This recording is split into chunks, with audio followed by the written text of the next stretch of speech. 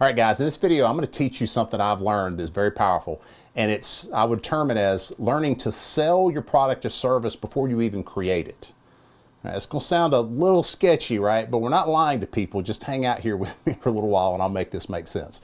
I like to call it, it's kind of like micro testing. And I love this subject because it's something that I've learned that you can do, and it is so ridiculously powerful.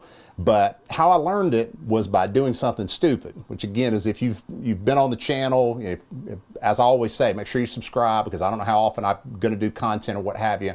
Make sure that you can get the content. But as you probably have heard, in prior videos, I made a lot of mistakes. Well, I'm going to give you one of the ones, probably a very hard mistake that I learned. And if you've seen the prior videos, you're going to know how painful this one was. So I had told everyone that I was going to write a book about in my industry and employee benefits about wellness. And I violated the principle, first of all, of telling people, right? So then other people were looking at this. They were asking, ooh, what about your book and everything? And guess what happened to my book? I wrote it.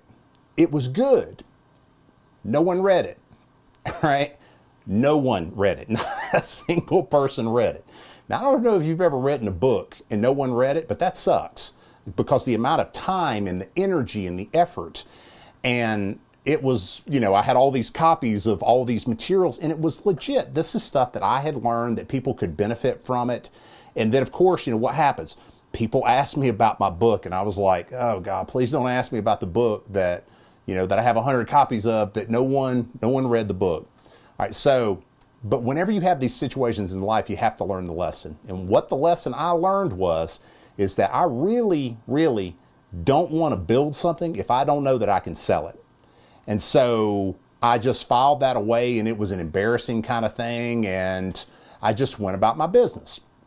Okay, well, fast forward. I used that incrementally to where I would sort of try to sell. I'm not going to go lie to someone and say, we have this product, but I'm engaging them in the process, meaning my customer. As I'm getting to building a service or a product, I'm having the conversations. Well, this is where we are. And even if it's only where my brain is, they don't care about the details. And you're trying to gain feedback from them the whole way. And so I kind of got a little bit better at this. And then came the ultimate example of it. Okay. One of the businesses I started, and if you're looking for a good example of how I look at websites and all the rest, it's a company I still own.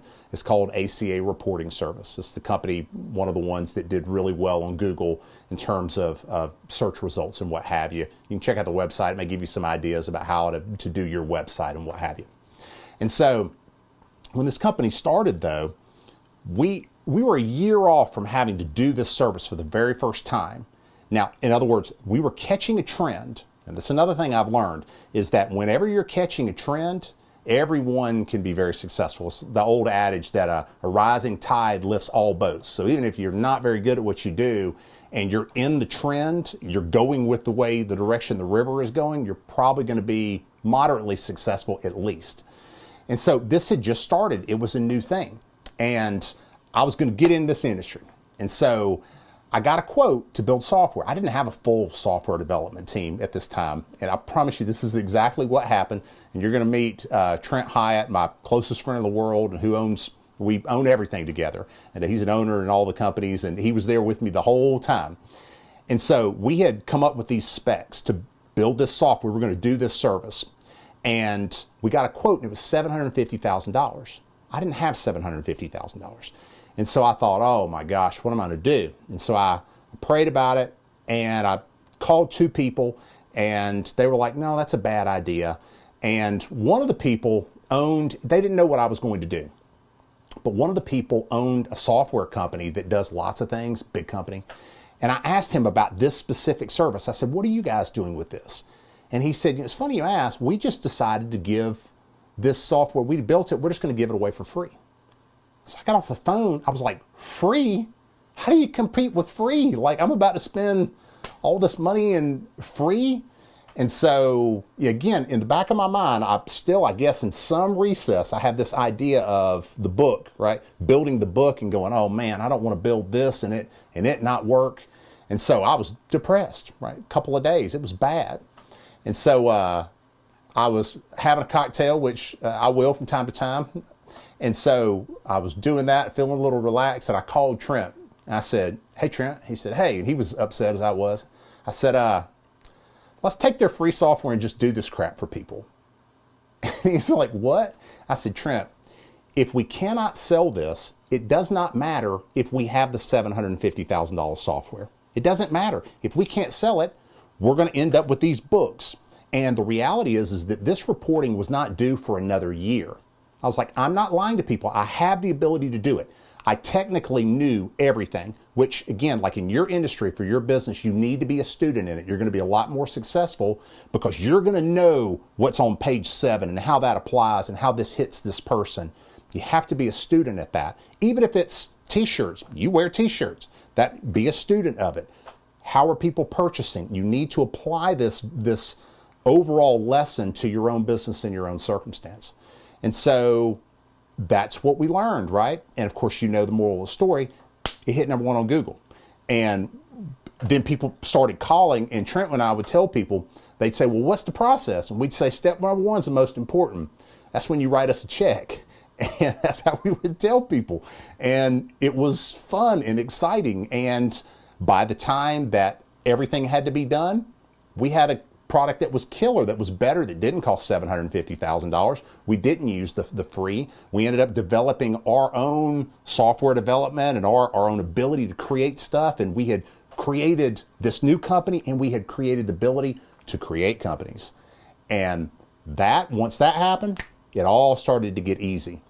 Up to that point, it sucked pretty good. And it was running the edge of falling off the cliff on a lot of times. And so the struggle is not something that I haven't experienced. I get the struggle, but you can do this. Do not go, to the extent you can, do not go borrow a bunch of money. Don't go invest in something without getting feedback from your clients, your customers, the people who are going to purchase from you, as to whether or not this is going to work, right? I don't care if it's an ice cream shop. Walk around, see if people look hot. And you go, well, hot people and thirsty people, do we have runners around here? Runners don't eat ice cream. They're trying to watch their weight. You have to engross yourself in what you're trying to do. And there's an old saying, actually, that I love. It says, to be truly successful, your level of focus has to be so intense that people around you think that you're crazy, right? So we don't want to freak people out, but I'm talking about an intense level of focus, and use that to sell stuff before you have it. Don't lie to people. Don't mislead people, but you understand my story. Also, you don't want to end up with 100 books that are printed that nobody reads, so you want to avoid those things. And so I hope this lesson works for you. A couple of things. Number 1, if you haven't already done it, make sure to subscribe to the channel. I post content when I can, and that'll keep you up to date on what's going on. The second thing is make sure to like the video and put some comments. That keeps you from being selfish. That keeps you from understanding you're not the only person in the world that's trying to build a successful business. There's other stay-at-home moms. There's other people that are in some pretty terrible situations, right? Because of the pandemic worldwide. People are struggling. And so we all need one another. If this is helpful to you, it's going to be helpful to somebody else. And make sure to put some comments in there too. That helps me to understand where your head is, what you're thinking, and it'll help me to be able to give you what I have. You know, my goal is to introduce you guys to a lot of the things that I've learned and let it become part of you, and then for you to run past me. That would be the best answered prayer ever, is that for everybody that ever watches this to be more successful. And I will clap as you pass me, but you're going to be out of breath, because I am all about action. I'm all about working hard and making my business be successful, and you can too. So I hope this is helpful, and I look forward to talking to you guys again soon. Take care.